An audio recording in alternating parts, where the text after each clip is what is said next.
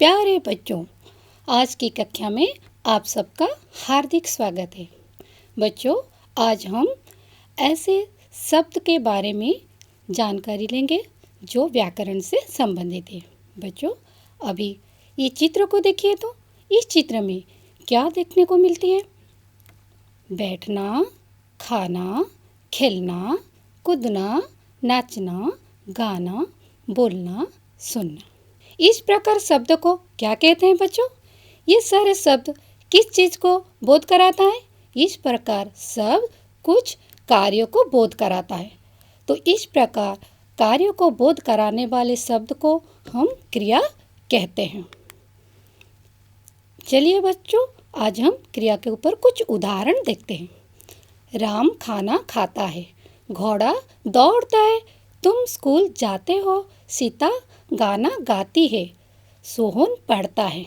यहाँ पर बच्चों पहला वाक्य में खाता है, इसके बाद दौड़ता है, जाते हो, गाती है, पढ़ता है, ये सब क्रिया शब्द है। क्रिया का अर्थ होता है करना। क्रिया को करने वाला कर्ता कहलाते हैं। जिन शब्द से किसी काम के करने या होने का बोध होता है उसे क्रिया कहते हैं। क्रिया को जानने से पहले हम उसका उत्पत्ति रूप को जानना चाहिए। चलो बच्चों, अभी हम धातु के ऊपर चर्चा करते हैं। क्रिया के मूल रूप को धातु कहते हैं। धातु को जानने बिना हम क्रिया को नहीं समझ सकते। जैसे पढ़, लिख, हंस, चल, गा, बोल, देख, सुन, रो, बैठ। इन सब क्रिया रूपों में ना जोड़ने से सामान्य क्रिया रूप बन जाता है। यदि ना हटा दिया जाए तो धातु शेष रह जाता है। जैसे चलना, गाना, बोलना, देखना, सुनना, रोना, बैठना आदि। धातु के भेद। धातु के दो भेद होते हैं। एक है मूल धातु, दूसरा है यौगिक धातु। मूल धातु में यह स्वतंत्र होती है तथा किसी अन्य शब्द पर निर्भर नहीं होती है। जैसे जा, खा, पी, पढ़, गा, रो आदि। यौगिक धातु मूल धातु में दूसरे शब्द प्रत्यय जोड़ने से यौगिक धातु बनती है। जैसे उठना, उठाना, कराना, करवाना, रोना, धोना, चलना, फिरना आदि। क्रिया के भेद। अभी हम क्रिया के भेद पर चर्चा करते हैं बच्चों। रचना के आधार पर क्रिया दो प्रकार होते हैं, जैसे मूल क्रिया, यौगिक क्रिया।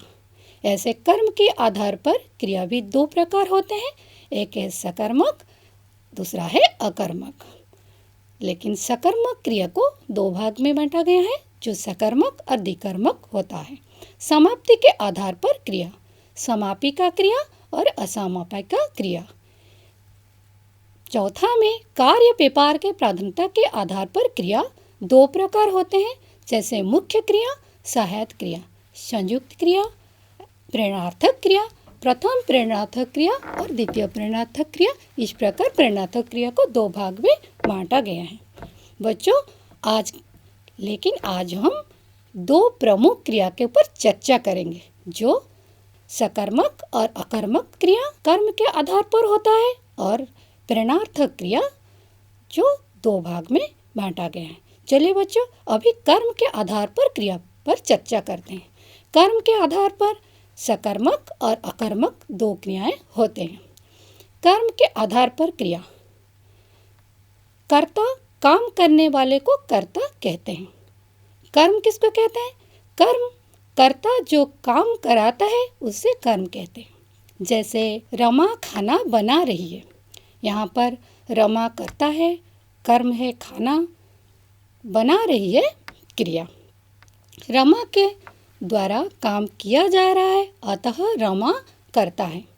कर्ता अर्थात रमा के द्वारा खाना बनाने का कार्य किया जा रहा है, अतः खाना यहाँ पर क्या है? कर्म है। चलो बच्चों, अभी कर्म जान लिए, अभी सकर्मक क्रिया के बारे में जानकारी लेते हैं। जिस क्रिया में कर्म का होना जरूरी होता है वह क्रिया सकर्मक क्रिया कहलाती है।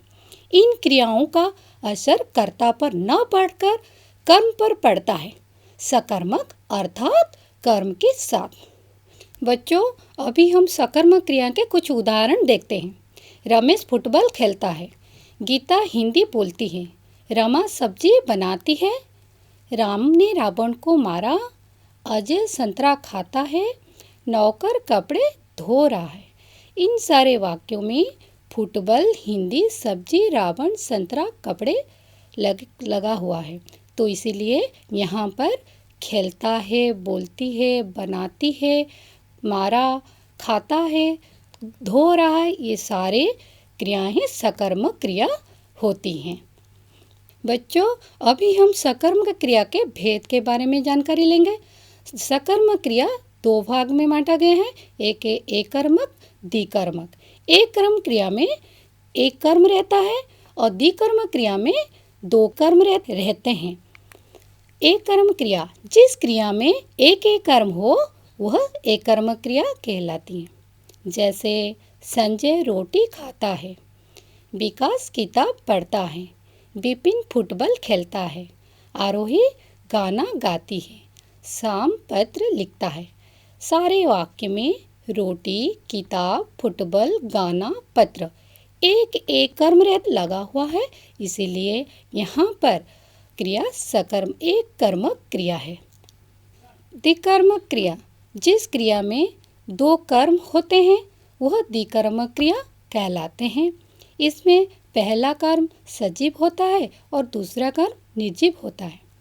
जैसे शिक्षक ने छात्र को इतिहास पढ़ाया, मैंने राधा को खाना खिलाया, रोहन मोहित को गाड़ी चलाता है, राम रावण के मुकुट को गिराता है, विराट अमित की पतंग उड़ाता है। इस प्रकार वाक्य में दो दो कर्म है और इसमें एक कर्म सजीव है, दूसरा कर्म निर्जीव है। जैसे छात्र सजीव, इतिहास निर्जीव, राधा सजीव, खाना निर्जीव, मोहित सजीव, गाड़ी निर्जीव, रावण सजीव, मुकुट निर्जीव, अमित सजीव, पतंग निर्जीव। इस प्रकार दो दो कर्म है, तो इसीलिए ये द्विकर्मक क्रियाएं हैं। बच्चों, अभी हम अकर्मक क्रिया के पर चर्चा करते हैं। अकर्मक क्रिया, अकर्मक अर्थात कर्म के बिना जिस क्रिया का फल कर्ता पर पड़ता है वह क्रिया अकर्मक क्रिया कहलाती है।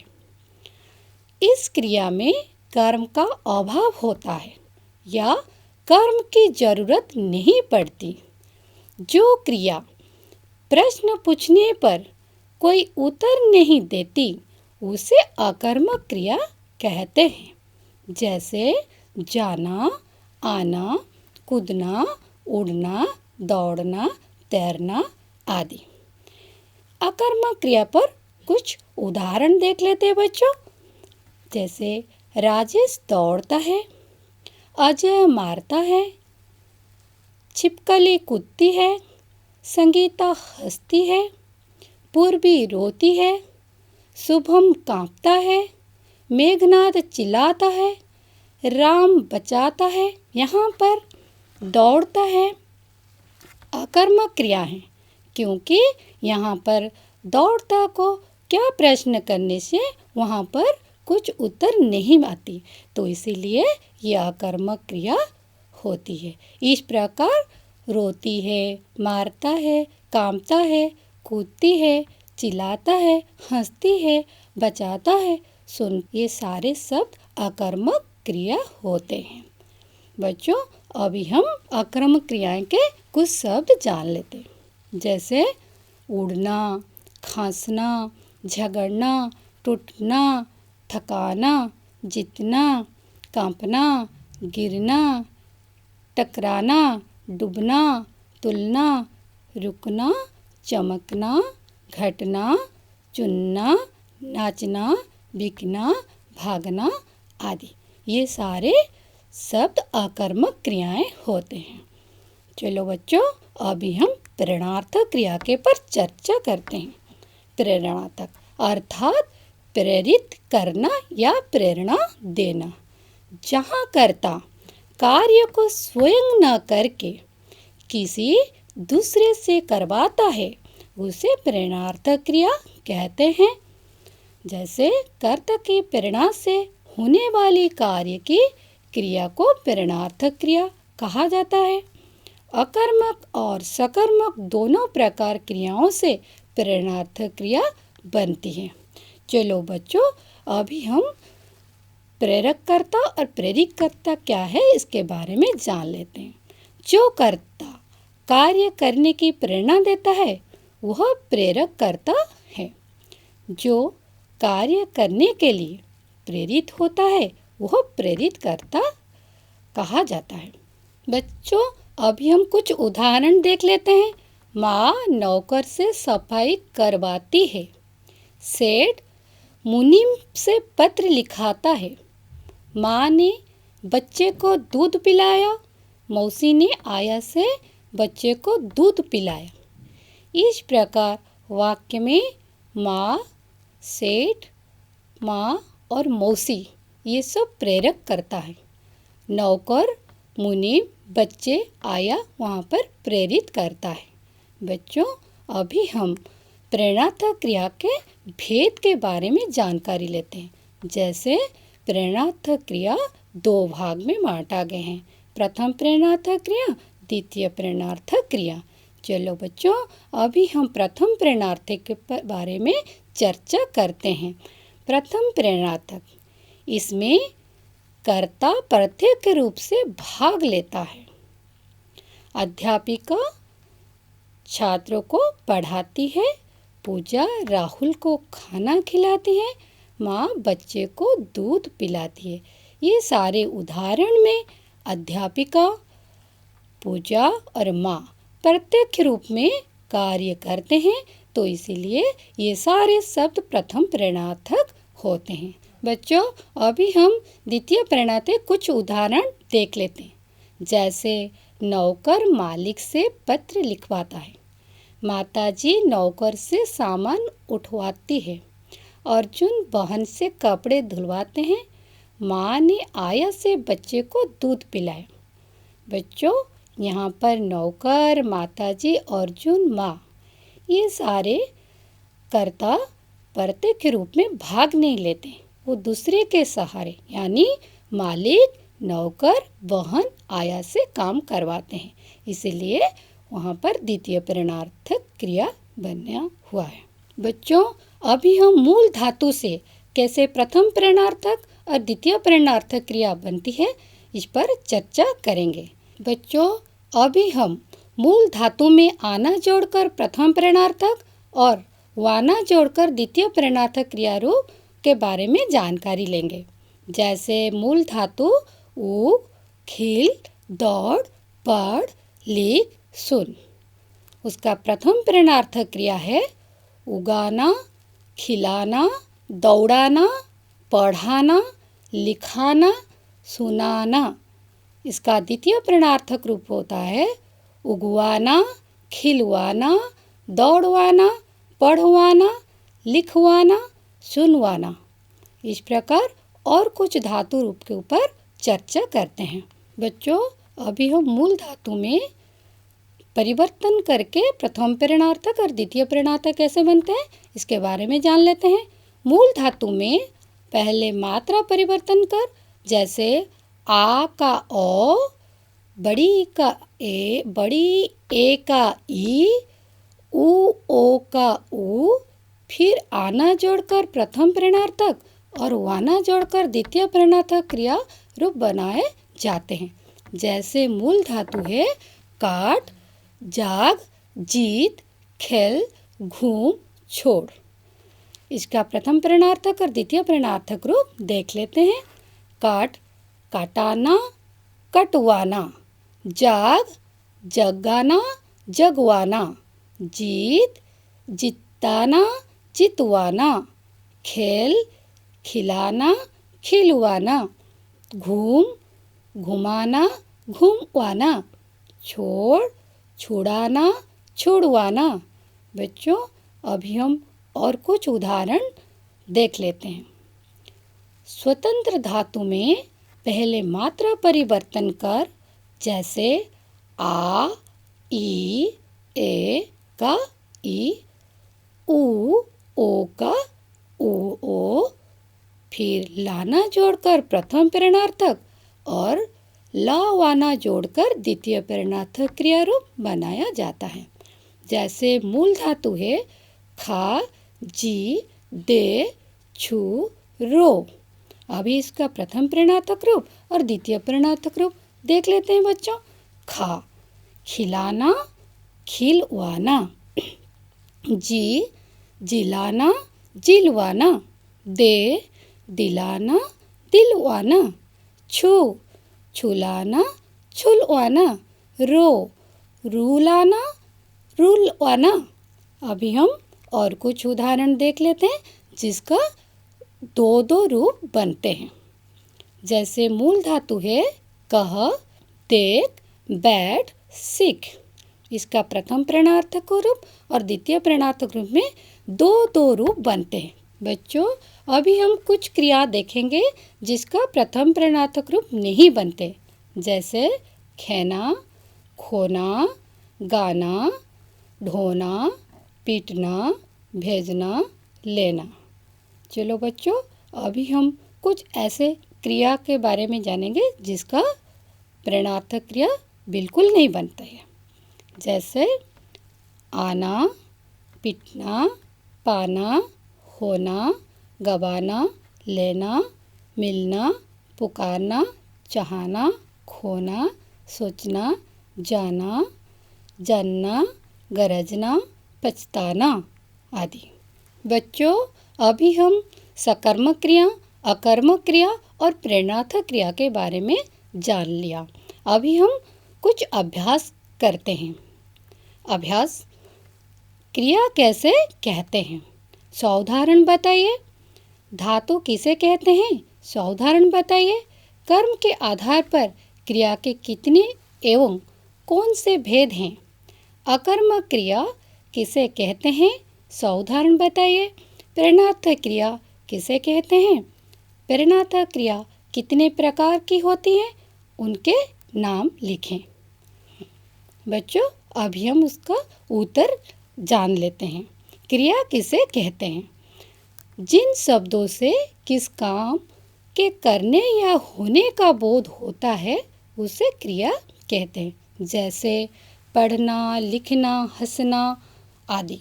क्रिया क्या है?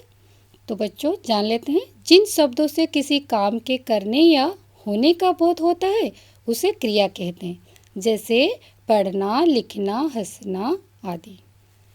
क्रिया के मूल रूप को क्या कहते हैं? क्रिया के मूल रूप को धातु कहते हैं। जैसे पढ़ और लिख, हंस। कर्म के आधार पर क्रिया कितने भेद होते हैं? कर्म के आधार पर क्रिया दो भेद होते हैं, सकर्मक क्रिया, अकर्मक क्रिया। अकर्मक क्रिया किसे कहते हैं? जिस क्रिया में कर्म का अभाव होता है या क्रिया का फल कर्ता पर पड़ता है उसे अकर्मक क्रिया कहते हैं। जैसे झगड़ना, टकराना, चुनना, टूटना, डूबना, नाचना आदि अकर्मक क्रियाएं का उदाहरण है। प्रेरणार्थक क्रिया किसे कहते हैं? जहाँ कर्ता कार्य को स्वयं ना करके किसी दूसरे से करवाता है उसे प्रेरणार्थक क्रिया कहते हैं। अभी जानते हैं प्रेरणार्थक क्रिया के भेद कितने हैं। प्रेरणार्थक क्रिया के दो भेद होते हैं, प्रथम प्रेरणार्थक, द्वितीय प्रेरणार्थक। बच्चों अभी हम कुछ क्रियाओं में अकर्मक या सकर्मक है, इसको जान लेते हैं। देखना, दौड़ना, खरीदना, कूदना, पढ़ना, रोना, बेचना, लिखना, आना, जाना। जान लेते हैं बच्चों उसका उत्तर। देखना सकर्मक है, दौड़ना अकर्मक, खरीदना सकर्मक, कूदना अकर्मक, पढ़ना सकर्मक, रोना अकर्मक, बेचना सकर्मक, लिखना सकर्मक, आना अकर्मक, जाना अकर्मक।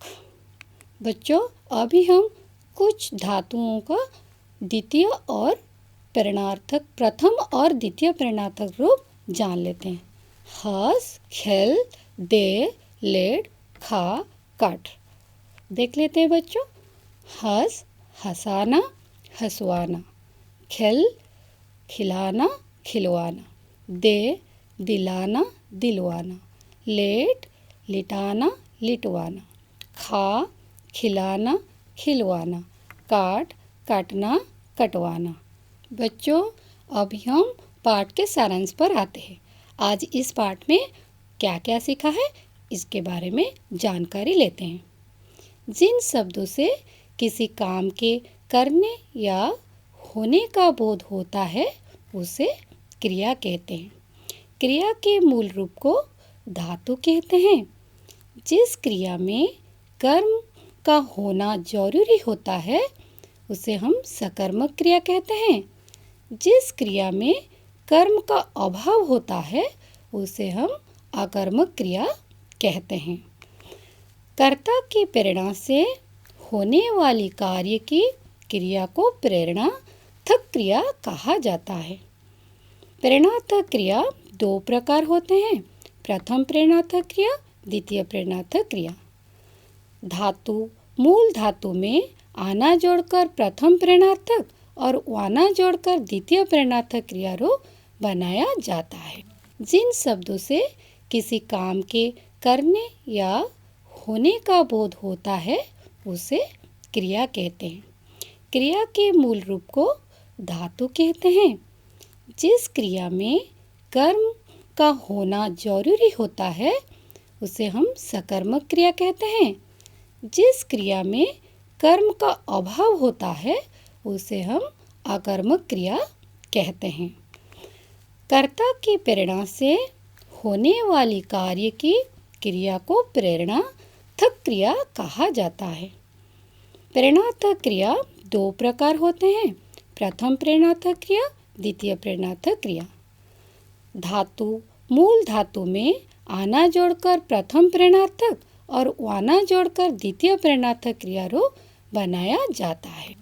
बच्चों, आज हमारा पाठ यही समाप्त होता है। धन्यवाद।